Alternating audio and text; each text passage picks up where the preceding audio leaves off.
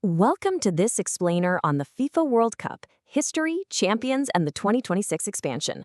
The World Cup, it's the undisputed pinnacle of global sports, right?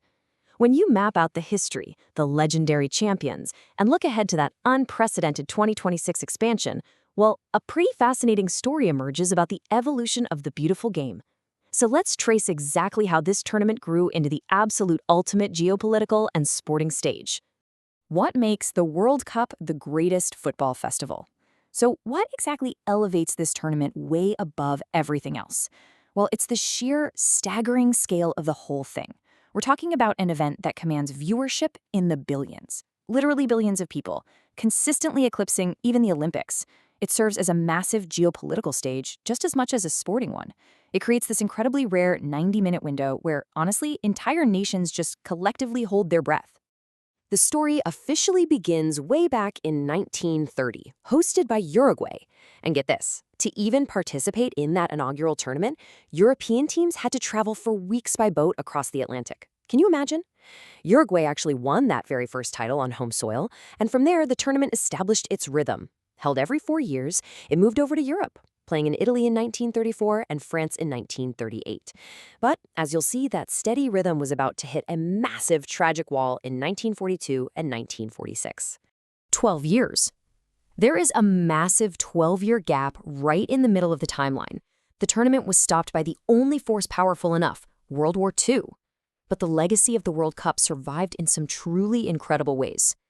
During the war, FIFA's vice president, Ottorino Barassi, famously hid the trophy in a shoebox, yes, literally a shoebox, under his bed, just to protect it from being seized by the Nazis. It wasn't until 1950 that the world finally came back together on the pitch to compete for that very same highly prized trophy. The Titans of the pitch, the legendary champions. Okay, let's dive into this. Throughout the entire history of the sport, very few nations have actually lifted the trophy. Let's do a roll call of the absolute titans. And this brilliantly illustrates the hierarchy of those titans. At the absolute top of the mountain, Brazil stands completely alone with 5 wins. It's a legacy built on eras of just unmatched attacking flair. Right on their heels, though, are the tactical masterminds of Europe, Germany and Italy, with 4 titles apiece. To put that dominance into perspective, just these 3 nations alone account for over half of all the World Cups ever played. Out of the more than 200 FIFA-affiliated nations globally, guess how many have ever won this tournament? 8. Only 8. It is an insanely exclusive club. Beyond the top 3 we just talked about, we've got the current defending champions, Argentina, sitting pretty with 3 historical wins.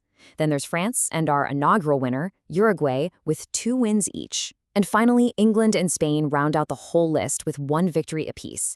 That's the whole shebang, just 8 nations. Now, when you map out all 22 editions on a table like this, from 1930 all the way down to Qatar in 2022, you really see the evolution of a truly global game.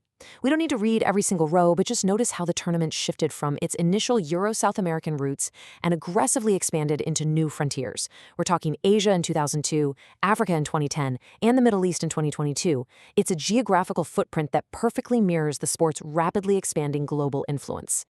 The expanding future North America 2026.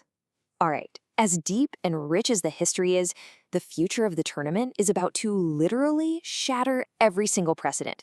Because in 2026, the absolute watchword is expansion. Now, what's really interesting about this slide is that we are looking at 2 totally groundbreaking shifts for the next tournament. First up, an unprecedented tri-nation hosting model spanning Canada, Mexico, and the United States. It's the first time 3 nations will jointly host. Second, a massive leap to a 48-team format. That drastically changes the math of the group stages, and it brings entirely new nations into the fold. It's a real game changer. The United States, a home advantage? So think about this. Historically, host nations tend to punch way above their weight. Remember Uruguay taking that very first tournament at home? With the roar of domestic crowds across North America, the United States is uniquely positioned to leverage this home field advantage into a deep, historic run. But it certainly won't be easy. The current champions, Argentina, alongside historical heavyweights like Brazil, France, Germany, and England, they are all going to face a gauntlet unlike anything we've seen before. Bumping it up to 48 teams means more chaos, way more dark horses, and a much harder, much less predictable path to the final. Literally anything can happen on the pitch. Ultimately, whether it's just 16 teams back in 1930 or a massive 48 teams in 2026, the World Cup is the ultimate shared global experience. As you can see, football matches just bring so much joy and excitement into our lives. It's that magical 90 minutes where the entire world holds its breath together. Let us know down in the comments what other complex topics you'd like us to distill and explain next. And hey, don't forget to subscribe. Who will lift the trophy in 2026? With 3 host nations, 48 teams battling it out, and nearly a century of legacy on the line, who do you think is going to lift that legendary trophy next?